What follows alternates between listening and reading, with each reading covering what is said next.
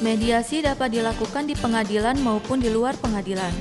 Mediasi yang dilakukan di pengadilan berupaya untuk mengatasi kelemahan-kelemahan proses penyelesaian sengketa melalui proses persidangan yang dikenal sebagai proses yang panjang, mahal, dan karena memiliki kewenangan memutus, putusan pengadilan dianggap tidak menciptakan win-win solution bagi para pihak. Mahkamah Agung pada tanggal 4 Februari 2016 mengesahkan Peraturan Mahkamah Agung Nomor 1 Tahun 2016 tentang prosedur mediasi di pengadilan. Perma ini adalah perma terbaru yang mengatur tentang prosedur mediasi di pengadilan dan menggantikan Perma Nomor 1 Tahun 2008 tentang prosedur mediasi di pengadilan yang lama. Terdapat 4 jenis mediasi yang diatur dalam Perma Nomor 1 Tahun 2016, yaitu: pertama, mediasi wajib; kedua, mediasi sukarela pada tahap pemeriksaan perkara dan pada tahap upaya hukum. Mediasi wajib di pengadilan dilaksanakan di saat awal persidangan sebelum gugatan dibacakan. Secara garis besar, prosedur mediasi wajib mencakup 1. Tahapan pramediasi, 2. Tahapan proses mediasi, 3. Tahapan akhir proses mediasi. Mari kita lihat satu persatu proses mediasi. Tahapan pramediasi. Penggugat untuk menyelesaikan sengketanya mendaftarkan gugatan ke pengadilan yang sesuai dengan kompetensi relatif dan kompetensi absolut pengadilan tersebut. Setelah gugatan terdaftar, pengadilan akan menentukan hari sidang pertama dan penggugat dan tergugat akan menerima surat panggilan sidang dari pengadilan. Berdasarkan pasal 17 Perma 1 tahun 2016, pada hari sidang yang telah ditentukan dan dihadiri oleh para pihak, hakim yang memeriksa perkara mewajibkan para pihak untuk menempuh mediasi. Hakim tersebut juga akan memberikan penjelasan tentang mediasi. Setelahnya, para pihak wajib menandatangani formulir penjelasan mediasi sebagai bukti telah mendapatkan penjelasan yang lengkap tentang proses mediasi. Kemudian, berdasarkan pasal 20 ayat 1, para pihak diberikan waktu 2 hari kerja untuk menunjuk mediator. Mediator yang dipilih harus memiliki sertifikat mediator dan terdaftar di pengadilan setempat. Lalu, berdasarkan pasal 20 ayat 3 Perma 1 tahun 2016, jika batas waktu 2 hari berakhir dan masih belum berhasil menunjuk mediator, maka majelis akan menunjuk mediator dari pengadilan, yaitu hakim yang tidak mengadili perkara tersebut. Mediator yang ditunjuk kemudian menetapkan hari dan tanggal pertemuan mediasi. Hal ini diatur dalam pasal 21 ayat 1 Perma 1 tahun 2016. Tahapan proses mediasi. Berdasarkan pasal 24 ayat 1 Perma 1 tahun 2016, para pihak kemudian menyerahkan resume perkara dalam jangka waktu 5 hari untuk diserahkan ke mediator agar mediator dapat memahami permasalahan dari sudut pandang masing-masing pihak yang bersengketa sehingga membantu mediator dalam proses mediasi.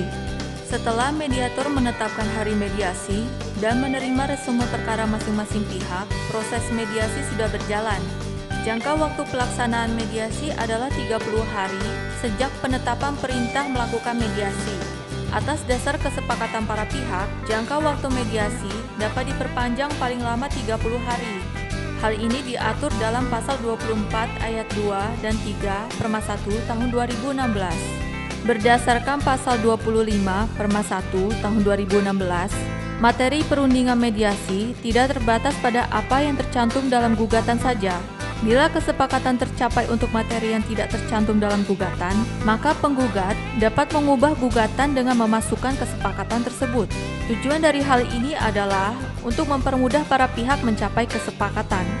Jika dalam proses mediasi dibutuhkan keterangan dari saksi ahli, misalnya untuk penilaian atau penafsiran nilai sebuah aset, berdasarkan pasal 26 Perma 1 tahun 2016, maka biaya untuk ahli tersebut ditanggung oleh para pihak dan harus disepakati sebelumnya apakah hasil keterangan dari saksi ahli tersebut mengikat atau tidak.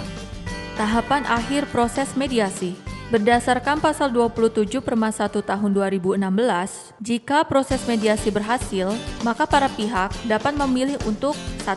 Membuat kesepakatan perdamaian dan dikuatkan dengan akta perdamaian melalui putusan majelis hakim.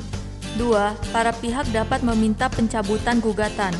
3. Perubahan sebagian gugatan oleh penggugat dan sisa gugatan tetap dilanjutkan dalam proses pengadilan atau yang disebut keberhasilan mediasi sebagian.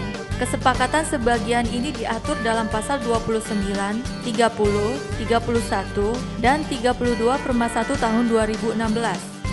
Sebaliknya, berdasarkan pasal 32 ayat 1 Perma 1 tahun 2016, jika proses mediasi tidak berhasil, maka mediator akan menyampaikan ke pengadilan berikut dengan alasannya.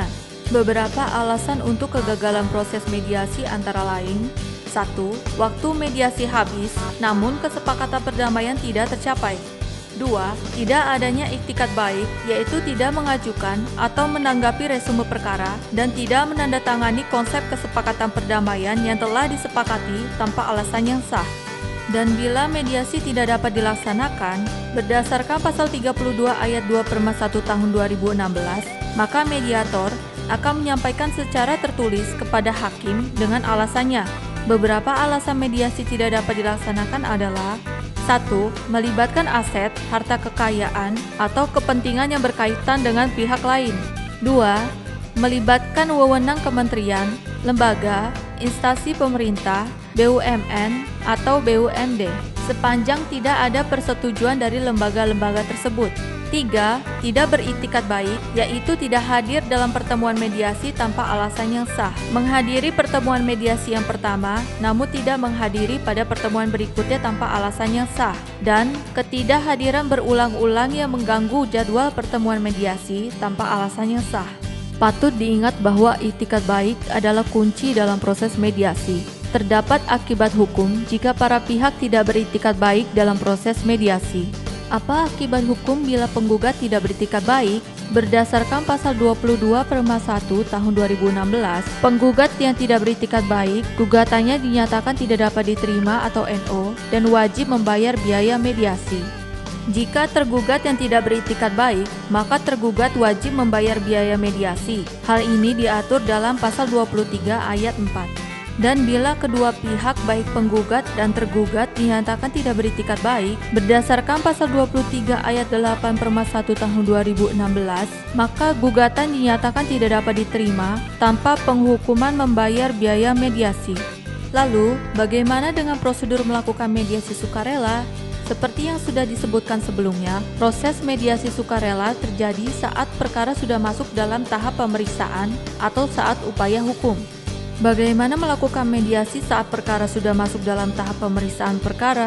Berdasarkan pasal 33 Perma 1 tahun 2016, para pihak dapat mengajukan permohonan mediasi kepada Ketua Majelis Hakim yang memeriksa perkara.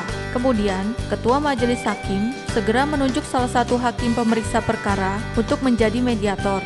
Para pihak kemudian diberikan waktu paling lama 14 hari untuk melakukan mediasi.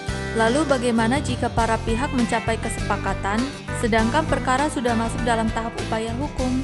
Patut diingat bahwa upaya perdamaian dapat ditempuh selama sepanjang perkara sudah diputus pada pengadilan tingkat pertama dan belum diputus di tahap upaya hukum.